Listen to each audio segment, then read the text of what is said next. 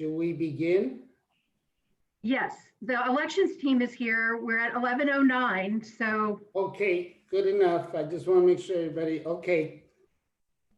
Well, I'd like to call this workshop to order. Welcome to everybody. Karen, will you please begin and let us know who else is here on the staff? Yes, good morning, Commissioner Ortega and commissioners.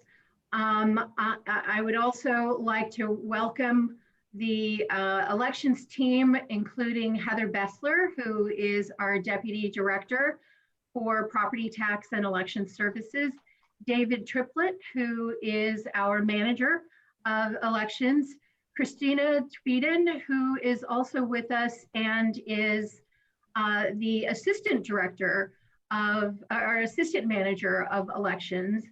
And I would just like to, on behalf of the entire elections team, thank you, Chair Ortega and commissioners, for this opportunity for our team to come with what might be our last update before the November 3rd election, which is exactly 2 weeks away from today.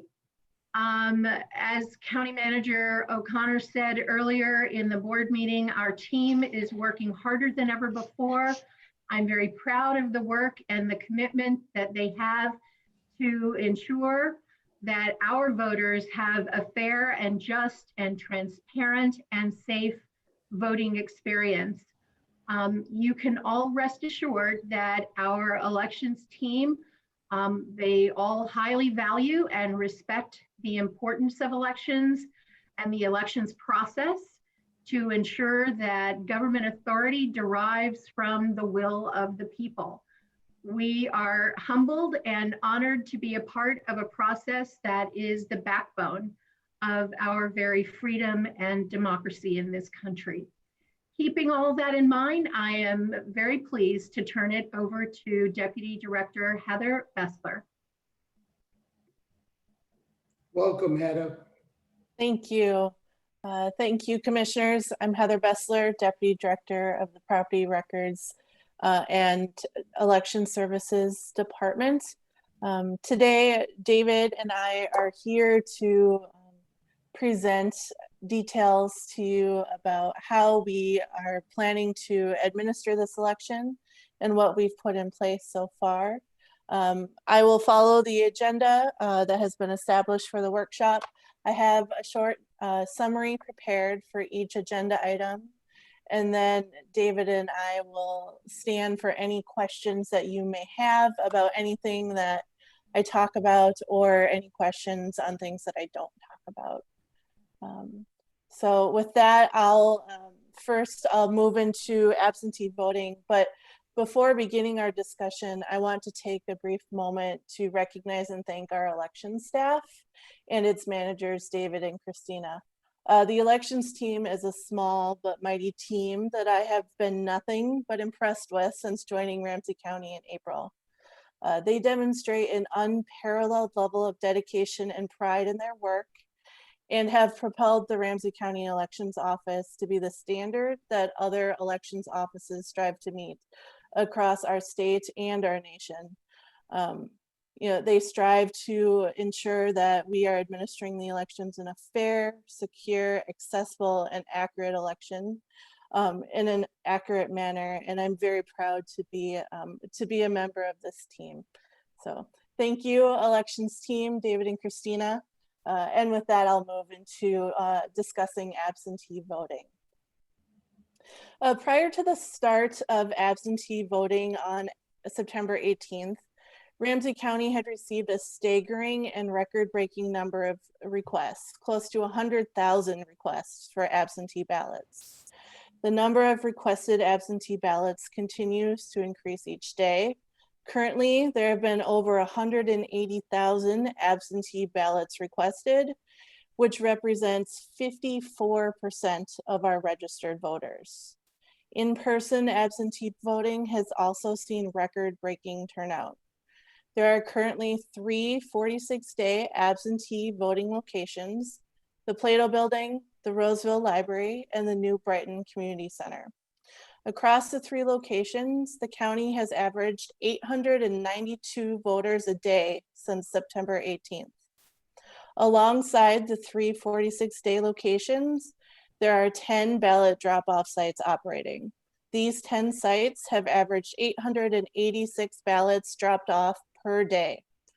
As stated earlier, this equates to 25% of returned absentee ballots being returned in this manner. October 27th marks the start of the early voting or direct balloting period, where voters may put their ballot directly in the tabulator instead of the security and signature envelopes. Direct balloting runs October 27th through November 2nd. The elections office will be opening an additional 4 in-person voting sites for this period. The ballot drop-off locations will also continue to be active during this period. Officially announced last week, the elections office is excited to partner with the Minnesota United soccer team to offer an in-person ballot drop-off event that runs October 29th through November 2nd. At the event, voters will be able to drop off their ballot inside the field or through a drive-up drop-off service. For the general election, our office has continued the broad community engagement work that we've spoken of previously. We are utilizing the grant funding from the Center for Tech and Civic Life to extend our work with community partners through the end of 2020. These partners have been crucial in our work to ensure elections are accessible to all current and future voters, recruiting a diverse election judge pool, and general voter education and registration activities. We have also partnered with the county's communications department to continue outreach on social media and local media outlets.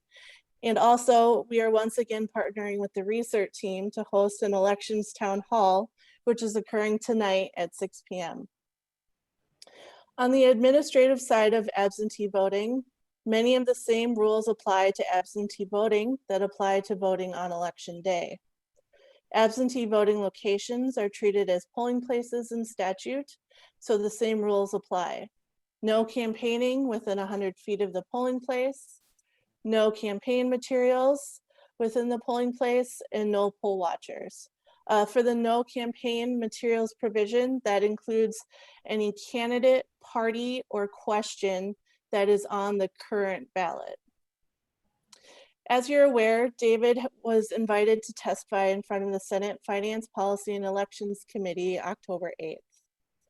He provided the committee information on Ramsey County's practices for administering the absentee ballot board, where we primarily staff it using election judges hired from the lists provided by the political parties. He also spoke of the policies and audit procedures our office follows for in-person absentee ballot return. A robust set of audits exists in the elections office to ensure procedures are secure and accurate.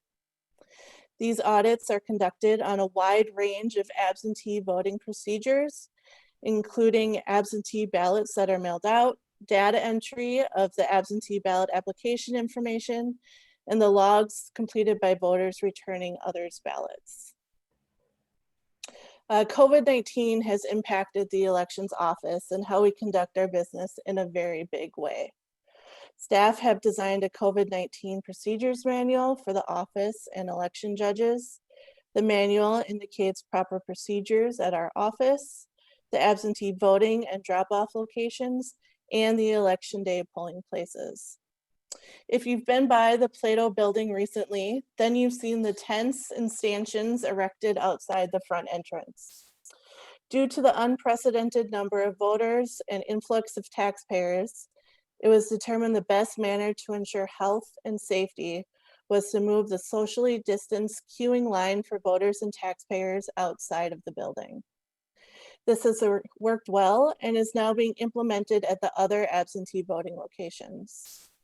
Inside the absentee locations, voters are provided a mask, hand sanitizer, and a socially distanced voting experience.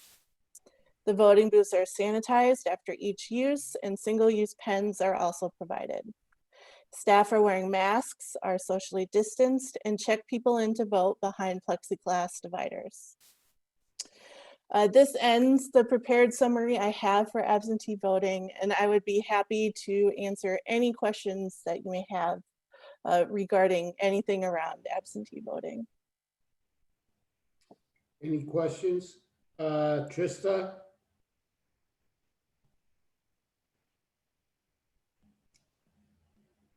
You're muted, Trista. Sorry, too many buttons. Thank you very much, Heather. I appreciate it. And I appreciate how thorough and complete. And I've heard so many positive comments from people who have gone to early voting sites and the drop-off locations with their ballots ready to go. And so kudos to the great work that lots of folks are really enjoying. I know that the line is outside, and I see every time I drive by the library in Roseville that there's a long line out the door, which is awesome. But I'm wondering if we have any adjustments based on cold weather. We don't want people standing out as long as possible. And just wondering, or if we're just recommending people dress extra warm and anticipate waits, or if there's a queue, they can wait in their cars, anything like that. Thank you, Commissioner. Chair Ortega, Commissioner Mas-Castillo. The plan, once the weather turns cold, as I'm looking at it snowing outside right now, the plan is to have heaters installed, to have generators brought to the polling places, and have the outside heaters installed underneath the tents, Okay. to provide some warmth to voters as they're queuing in those lines. Thanks so much. Mm-hmm.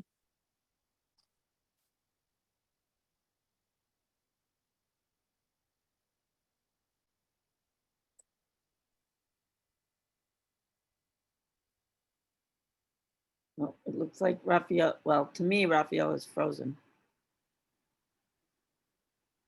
So maybe I'll just ask a question while he comes back on, because I know I'm on the list. I think Tony's on the list as well. But I'll just add my thanks to you for all of the great work that you're doing. And David, I heard you speak at the legislature. I was listening in on that. You did a great job. I know that Hennepin County went first. They had all the questions there. And then when you came on, they were so grateful that of all the work that Ramsey County was doing. I was very impressed. This was not an easy committee, and they were looking for things that they might ask questions about, and they were very pleased, as far as I could tell, with the work that Ramsey County was doing and making sure we have safe and secure elections. So just thanks to you and the whole team for that.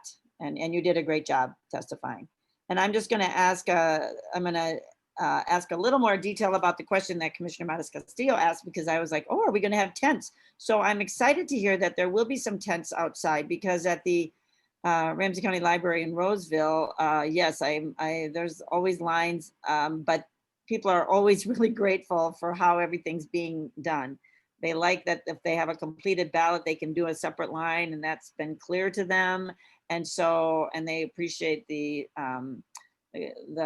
COVID precautions that we're using. So I'm just grateful for all of that. So you're going to have tents so that the line can be under tents, and then we're trying to get heaters. I'm glad you were able to get heaters. I heard that you can't get heaters anymore. So you must have placed an early order for those. But is that what's going to happen? So you're going to have, you'll have tents for the lines. Wow. Just a little more clarification on how that's going to go. And will that be now for the 2 weeks before the election? Will they be there, or are they just going to be, when will the tents go up? Thank you, Commissioner. Chair Ortega, Commissioner, I'll have David come online and talk more to the details about when the tents will be set up at each one of those polling places. Thank you. Thank you, Heather. Commissioner Ortega, Commissioner McGuire, rest of the commissioners. I believe the Roseville tent is up. I haven't driven by there Excuse me, today, David. David, excuse me. I don't know if it's just me, because I just had some technical difficulty, but your voice is very low. I don't know if the other commissioners. Commissioner Ortega, is this better?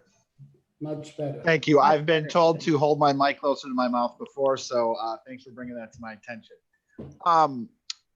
So Commissioner McGuire, to answer your question, I believe the tents are up now. I haven't been out there today, but I think last Wednesday they were installed. But I was definitely sent a picture from our head judge out there thanking our office for getting those up. So the tents should be up at Roseville. The new Brighton location, most of the lines are able to form indoors there because we're at the gym at the end. And then I believe 3 of the 4 additional early voting locations that we plan to open a week from today will also have tents for lines to form outside. With that said, you are correct, Commissioner. We have procured a good amount of heaters, but not enough heaters yet. So I do want to make that clear for the record. We do have heaters in our current warehouse for assembly, but we are still looking to procure some more. So that message to voters, do bundle up, especially if you're choosing to vote today, as lines for public safety reasons are forming outside. And then with social distancing, the lines are longer because we now have 6 feet in front of everybody. So for voters, when you show up, the line might look long, but it is moving pretty quickly because, again, people are 6 feet apart. So the line appears a lot longer than it is. So do not let that discourage you. And Mr. Chair, if I could ask one more question, and just to clarify, and always know that there's generally two lines, one for people who have filled out their ballots already that are just bringing them in, and the other one for people who have not. So, and there should be people that are, indicating that, but just know that there's 2 lines. And what I'm also wondering is, are there going to be some chairs or anything for people to sit if they get tired in those lines, or are we not able to? I'm just curious. I know that some people were not expecting the line, early on in the voting, and they were needing some chairs. So I'm just curious if we're at all thinking about that. Go ahead, David. Great, thank you. Commissioner Ortega, Commissioner McGuire, yes, chairs are available inside the polling place. We have not prohibited our judges from providing them outside. With that said, I'm not sure if any have been provided outside, so I'll follow up with our staff here to ensure that our head judges are aware that, yes, you can bring chairs outside for voters who need to wait, as we have been providing that in our locations as well.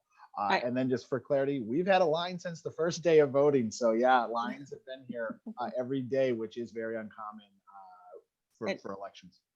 And I appreciate that just to let people know that they can bring a chair outside if they need it. Not everyone needs a chair. I think people are, getting exercise while they're standing out there, but there's some people do. So I think that's just a good reminder that if people do need a chair, they could get one.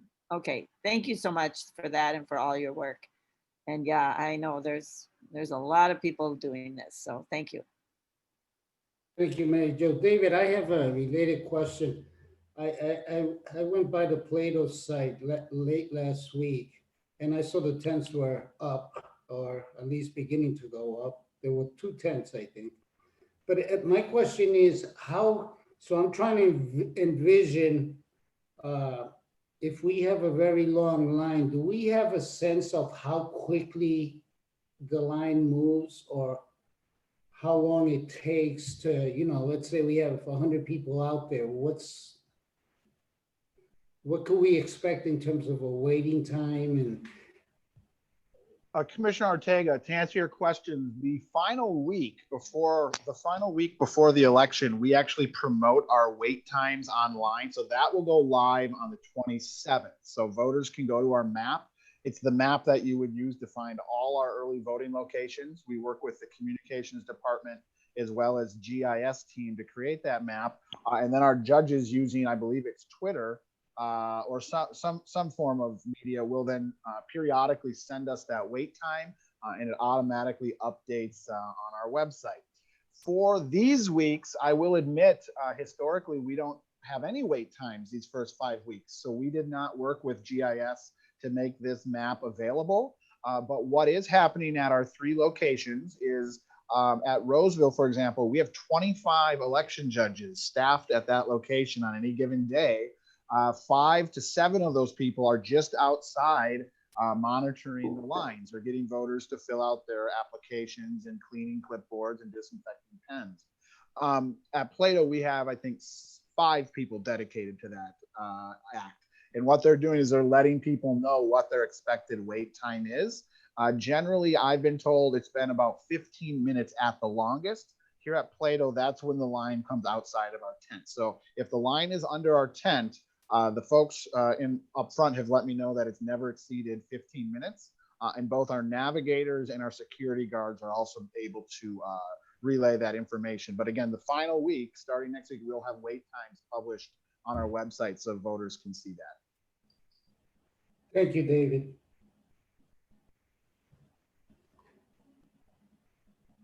Any other questions?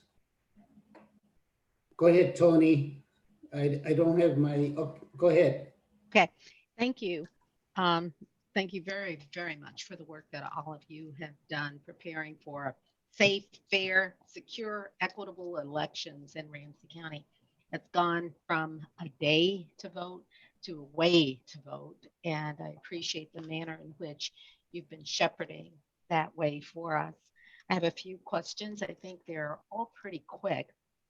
You did talk about the 10 drop-off sites and that we were adding 4 in-person voting sites. I didn't get how many drop-off sites we're adding, but I thought I did hear you saying we're adding drop-off sites. Could you please just check in on that for me? Chair Ortega and Commissioner Carter, the 4 additional in-person voting sites will start October 27th. During that time period, we are continuing to offer the 10 ballot drop-off sites that are currently active. And we will also be holding the ballot drop-off event at Allianz Field starting October 29th. Okay, so it's that event, not additional Yes. sites. Thank you very much. Ballot requests, an alarming number, of course, have already been requested. I think you said 54% of our registered voters, with 25% having been turned in at the drop-off sites. I don't know how many have been turned in person or how many have been brought forward total to our sites, or how many have been mailed comparatively. But it just occurs to me that if they're not requested by now, it's unlikely or highly unlikely that they would be returned in time by mail, of course. Was there a drop-off, or I'm sorry, was there a mail-in ballot request deadline that has expired or is due to expire? Could you, maybe you said that and I missed it. Chair Ortega and Commissioner Carter, the deadline for requesting a ballot via mail is the day before the election. Yikes. Yeah, naturally a mail ballot won't make it to them in time if they request it before the election.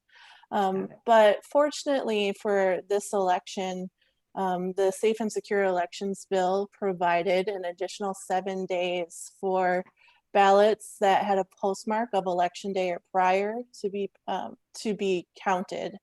And so hopefully that Still a extra chance. time period, yes, hopefully there's still a chance for those ballots to get in time. Getting it before election day and doing something with it is highly suspect if you haven't requested it before the day before, but thank you. And then security. I know that security is taking a variety of different forms. Could you just speak to what security looks like today and what it will look like on election day and for counting? Mm-hmm. For Chair Ortega and Commissioner Carter, for security at our absentee voting sites, it is treated the same way as a polling place on election day. The same rules apply. There are election judges on site trained in all of the provisions in state law that prohibits the campaigning within 100 feet of the polling place. They're trained in the provisions for to watch for voter intimidation and other activities that are prohibited at the polling places. The election judges have the ability to and are trained to, if there is an issue that occurs at the polling place, to call 911 and then to notify our office of any disturbance that is taking place. And then those peace officers can respond to the polling places to address the disturbance. All right. And that's the same across the board for elections, polling places. And what about for the counting location? Oh, for the count, thank you, Commissioner. For the counting location at the count center, I can get into it now, or I can't. I have Yeah, a Heather, narrative. could you wait and get into that part when Sure. we get there? Maybe we're going to Oh, cover the sorry. count center as a Yeah, specific got it. part. Thank you. Okay, I've got Trista. Thanks, Heather. On that note about the rules at polling places, so I've had a couple constituents that are setting up polling places, and they were wondering what those were. Is there a place to find that on our website? Thank you, Chair Ortega and Commissioner Manis-Castillo. I'll ask David to talk about where the various locations are on our website. I will add that it is available on the Secretary of State's website as well that we link to, but I'll let David talk about where it is on our website. Great, thank you. Great, Commissioner Ortega, Commissioner Manis-Castillo. For clarification, you want to know where the rules governing the code and conduct are around a polling place. So we train all our judges, so it's with our training materials. It is not something we have provided to the general public. So if that is a request, we can follow up with our communications team, as we've never provided that to our public. But on our website, at the main landing page, one of the 5 or 6, I think we have 6 tabs now, but regardless, one of them is election judge, and you'll see in blue training materials. We cover that there's a video called, I think it might even called Code of Conduct in and around the polling place. But it's one of our, I think we have 20 training videos. So we have that there. We also have it in our reference guide, which is linked to the PDF. All judges are required to go through this training. Head judges actually are going through an in-person training, which is now conducted via Zoom. So we actually have more thorough conversations about what this means, what they can do. And then all our election judges are given a copy of that reference guide, as well as asked to review it. We did a few additional things this year because of security in mind and because some of the things that have been brought to our attention. You might have seen in the Pioneer Press this morning that we have an ample amount of election judges. So we have assigned 2 to 4 additional election judges to be outside. The primary duty of these judges is to carry out the curbside voting function, where each polling place will have 2 to 4 spots reserved for voters who are unable to leave their car. And so we do have that accommodation. But the other purpose of these judges is for us to have some heads outside monitoring what's going on. We have never done that before. So given the circumstances, we want to make sure we have a presence outside. So if there is any disturbances that might impact voting, we have judges out there that can bring it to our attention quickly and not have to rely on voters to bring this information to us. So that's an additional process we've put in place for security. And then we've also worked with the state security navigator, who generally focuses on cybersecurity, but is really pivoted to physical security. And we actually interviewed him for our head judge training, and he's giving our judges kind of 5 or 6 tips on how to provide a more secure polling place. So those are 2 additional things we've done above and beyond this year to help ensure a secure polling and voting experience in Ramsey County.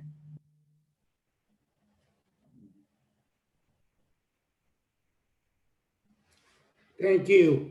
I have Nicole. Thank you, Commissioner Ortega. So this may be for David Triplett, based on the outdoor election judges facilitating that. I read in the Star Tribune yesterday that Minneapolis is planning on having unarmed civilians known as sergeant at arms at polling places to monitor those security threats. Are they fulfilling a similar function there, or is that a separate role that we've considered? Commissioner Ortega, Commissioner Frutham, in my conversations with the elections manager in Minneapolis, so for clarification for those on the board, the city of Minneapolis has their own election manager in St. Paul. I fulfill that role under contract with the city. So talking with the election manager, it was my assumption that they just appointed their current election judges as a sergeant at arms at each location. Beyond that, I have no further information about how they went. About doing that, state law does allow us to appoint a sergeant at arms, but we have instead chose to have our election judges carry out those duties as opposed to appoint one of our election judges as a sergeant at arms. In terms of are they armed, I am not aware. I've also been told they are not using a private security force to carry out this duty. Again, they are only using their election judges. And we have trained our judges on what they can legally do to maintain the decorum and operation of their polling place if disruptions do occur. Thank you, David. In the interest of time, because we're coming up against the clock here, let's finish the agenda and then we could save the questions to the end. Thank you. Go ahead. Heather? Thank you, Commissioner Ortega.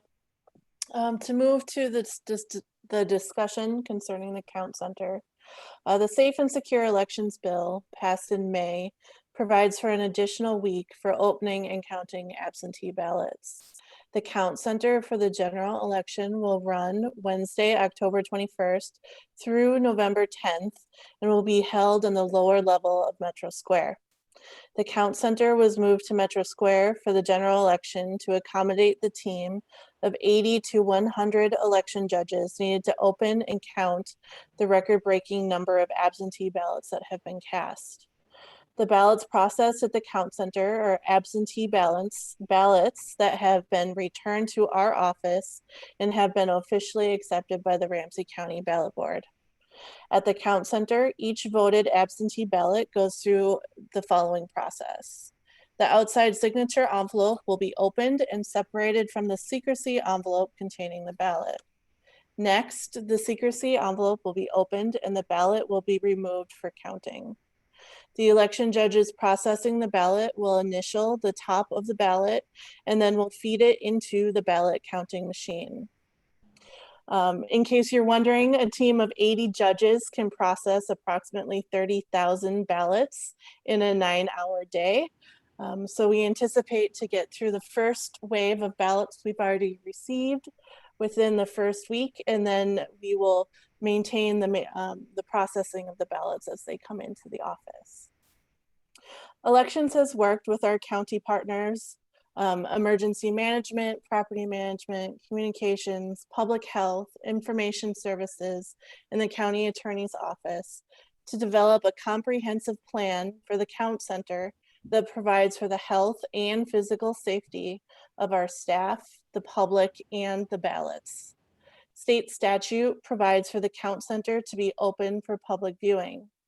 Due to COVID-19, occupancy of the auditorium where the count center activities will occur is limited to 60 people. The count center plan allows for 50 election staff in the auditorium and 10 public viewing spots. There will be 2 public viewing spots allocated to the press, 4 to the political parties, and 4 to the general public. Individuals in the public viewing area will be required to follow the building rules, including wearing a face covering and maintaining social distancing.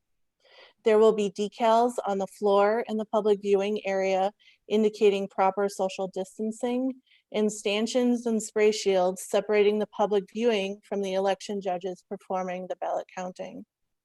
There will also be signs conveying the event conduct rules and information on where to send questions. To allow for further public viewing, the count center activities will be broadcasted. Information regarding the count center and the link to the live broadcast is provided on our website. Elections has worked closely with the county's emergency management and property management departments to establish an emergency management plan for the count center to ensure continuation of operations and the safety and security of the ballots, staff, and public in the viewing area. For confidentiality reasons, I won't disclose the full plan through this, but I would be happy to answer questions at a later date. Moving to election day, Elections has hired an additional 500 judges for election day for a total of 2,500 judges serving on this day. The additional judges will be assigned duties conducted on the outside of the polling place. They will specifically be monitoring the parking lot and surrounding area for any campaigning or activities that could potentially disrupt voting activities, and will also be monitoring the parking spots allocated exclusively for curbside voting. In indoor public spaces in Minnesota, everyone must wear a mask. Polling places are no different. The Secretary of State's office has provided guidance to counties for enforcing the mask mandate. The following procedure, which our election judges have received training on, has been established. If a voter walks in without a mask, the election judge should offer them one. If, despite the offer, they don't take it, the election judge will ask them to please wear a mask. If they still refuse to wear a mask, the election judge will offer an alternative solution, such as voting in the hallway or do curbside voting in a vehicle. If they are still persistent on not wearing a mask or conducting their vote in an alternative way, they will be allowed to vote, but they will be informed they are in violation of the mask mandate and that the violation will be recorded and reported to the proper authorities.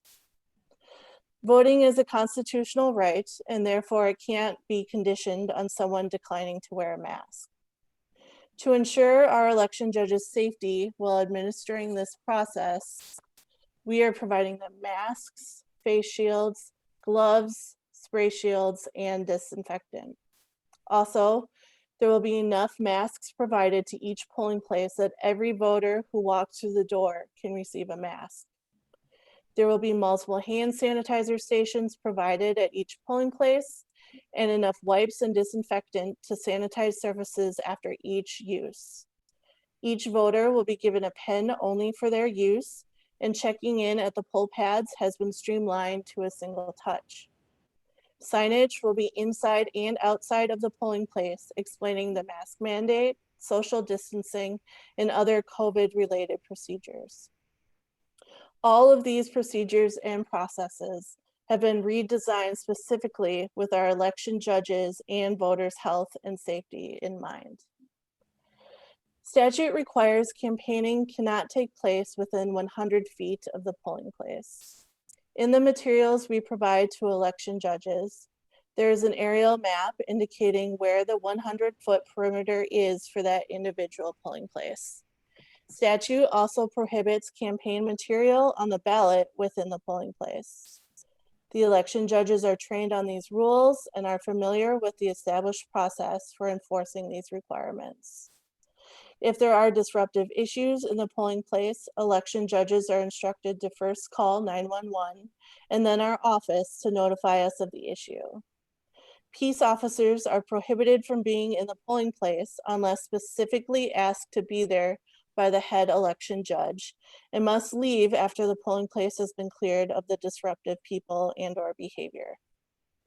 If there is an issue that necessitates the polling place to close, statute provides the county auditor the authority to establish an emergency polling place. Information would then be disseminated on our website, social media, and various news outlets to notify voters. There would also be signage posted on the original polling place indicating the change. If equipment at the original polling place could not be accessed, we have redundant supplies, equipment, and ballots available for deployment at the new polling place. Again, elections has worked with the emergency management and property management departments to establish an emergency response plan that ensures continuation of business on election day. We are working with our partners at the SPPD, neighboring municipalities, utility companies, and fire departments to ensure proper response procedures are in place. For the general election, the special 2020 postmark rule provides for absentee ballots to be counted during the week-long period after Election Day. Due to this special provision, the Secretary of State's office is coordinating the process for reporting results during this period, with the goal of bringing as much transparency to the results reporting process as possible. To advance this goal, the Office of Secretary of State is planning on doing some things differently. On election night and each of the 7 days following the election, they'll report the number of outstanding ballots by state House and state Senate district, as well as by congressional district. They will be updating this information daily, which will allow voters and the news media to assess whether they can unofficially call a particular race. In addition, the Secretary of State's office will conduct a special media briefing to help reporters from all over Minnesota understand what to expect this election cycle, with a particular emphasis on what to expect regarding election results in the week following Election Day. Additionally, every county will report updated vote totals on each of the business days following the election through the end of the deadline to accept absentee ballots on November 10th. Every county will report the daily total before 6 p.m. each day. This will allow the Secretary of State's office to report out to the news media a daily update on counted ballots, along with the daily report on outstanding ballots that still have the potential to be counted. And then moving to cybersecurity, elections, IS, and property management underwent an assessment conducted by the Department of Homeland Security that reviewed our physical and cybersecurity practices and procedures. The Department of Homeland Security assessments are robust and provided the county with invaluable information to help fortify our systems against intrusions and disruptions. The Elections Office has a great partnership with the IS security team. We work together daily through constant audits and review of processes to ensure secure procedures are implemented and that election systems are continuously monitored for suspicious activity.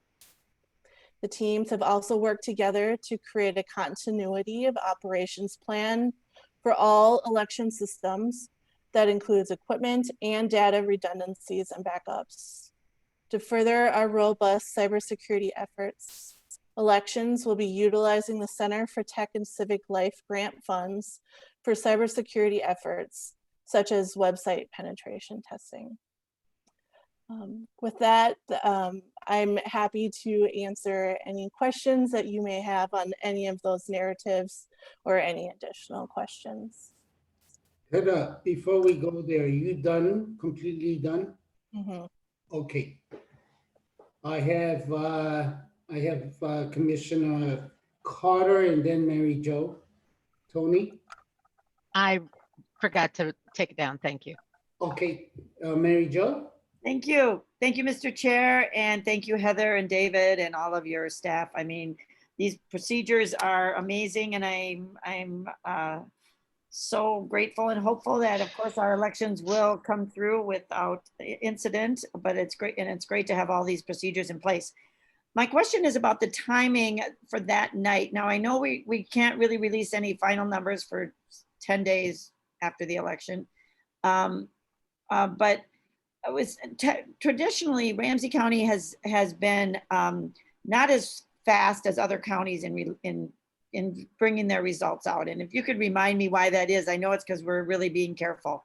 But I'm sitting at these election night parties and we're the last one to come in. So we get a lot of comments about that. And so if you could just remind me, what we will get some numbers election night, but will we get them later than almost everybody else, or what is your prediction? And give me, and if you could help me with the reasons, so when I get those questions on election night, why is Ramsey County taking so long? I'll be able to answer it. Thank you. Yes, thank you, Commissioner Ortega and Commissioner McGuire. Ramsey County does not use modems for transmitting election results on election night. Many of the counties that you'll see that have results reported immediately at 8:01 or 8:30, it's because they're using modems to transmit those results. Those results are transmitted directly from the polling place, and they are not audited for validity and for accuracy. Whereas at Ramsey County, our election judges return the ballots and the results to us, and then our team, along with our team controller, goes through and audits those results, and then we upload them to the Secretary of State's off a website to ensure their accuracy and completeness when updating those results. I anticipate, because this election will likely have a high vote turnout, it will take the election judges some time to process the ballots, especially those with write-ins after polls close at 8 p.m. And so I anticipate the first election judges to return to our office a little after 9:30, with our first upload happening around 10 p.m. From that, our goal is to have an upload every 15 to 20 minutes until all of the results are in our office.